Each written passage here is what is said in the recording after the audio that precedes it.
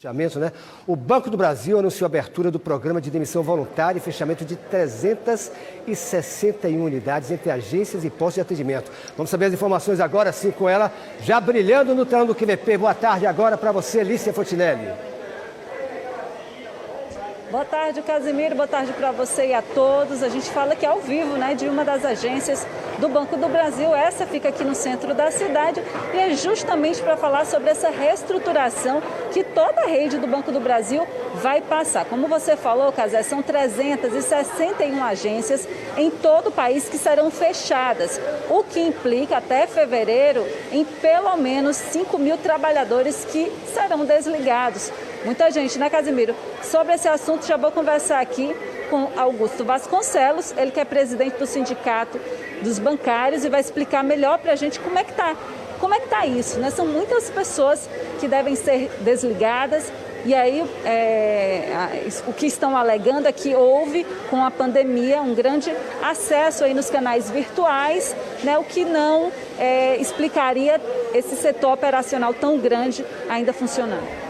Boa tarde, Casimiro. Boa tarde a todos que nos assistem. Essa alegação da direção do banco, ela não condiz com a realidade.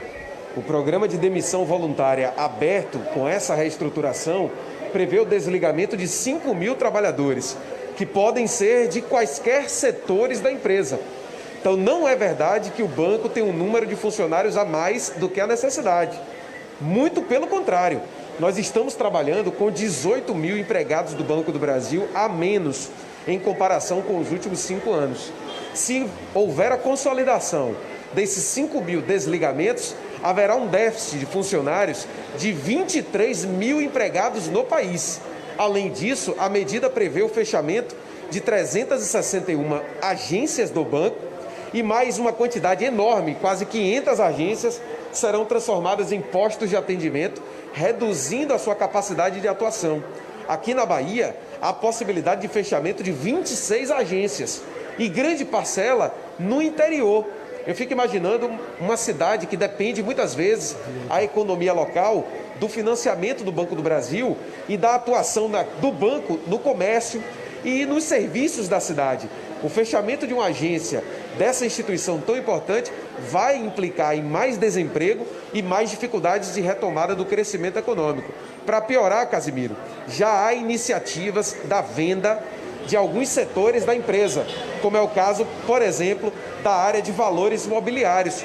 É uma empresa estratégica, rentável, eficiente e que o governo quer privatizar e nós não vamos aceitar. Em relação aos funcionários que trabalham nos caixas, né? Por exemplo, eles devem sofrer um corte na remuneração. Isso também faz parte dessa reestruturação? Essa reestruturação nós estamos denominando de desmonte, porque ela impacta em vários aspectos. E um dos aspectos é a redução de salários de milhares de trabalhadores que atuam nos caixas. Em uma tacada só, sem qualquer diálogo, a direção do banco resolveu cortar as comissões relacionadas a quem trabalha no caixa. Quem trabalha nessa atividade corre um risco absurdo. Se houver uma diferença no caixa desse trabalhador, ele que paga no final do dia. Então, essa tarefa é uma tarefa exaustiva. Você vê as filas que se formam nas agências do Banco do Brasil, faltam funcionários para dar conta dessa demanda. Então, o banco, ao invés de ofertar melhores condições de trabalho, coloca a possibilidade da redução salarial. Então, isso é um absurdo e é inaceitável. É bom registrar, o Banco do Brasil, nos últimos anos, transferiu 40 bilhões de reais para o Tesouro Nacional. O banco é o maior financiador da agricultura.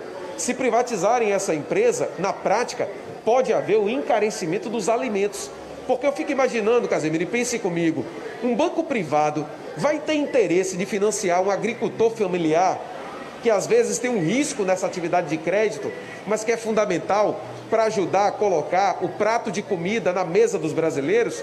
Lembrando que 70% da nossa alimentação é oriunda da agricultura familiar. E quem financia a agricultura familiar é o Banco do Brasil. Então, o que pode acontecer é um desmonte também desse financiamento agrícola, para não falar de outras áreas.